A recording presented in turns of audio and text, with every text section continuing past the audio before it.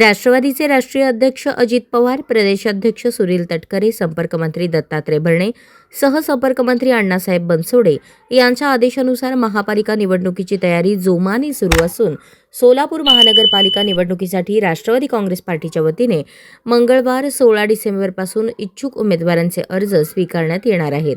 सोलापूर शहरात राष्ट्रवादी काँग्रेस पक्ष सर्व 102 जागांवर उमेदवार उभे करणार असून अब की बार 75 पारचा नारा देत पक्षाने निवडणुकीसाठी रणशिंग फुंकले आहे.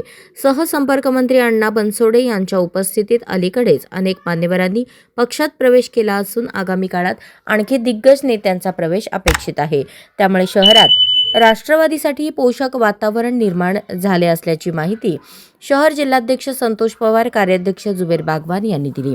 महानगरपालिका निवडणुकीचे बिगुल केव्हाही वाजण्याची शक्यता लक्षात घेता इच्छुक उमेदवारांचे अर्ज 16 ते 18 डिसेंबर दरम्यान सलग 3 दिवस सकाळी 11 ते दुपारी 2 या वेळेत जुनी मिल कंपाऊंड येथील राष्ट्रवादी भवन कार्यालयात स्वीकारले जाणार आहेत.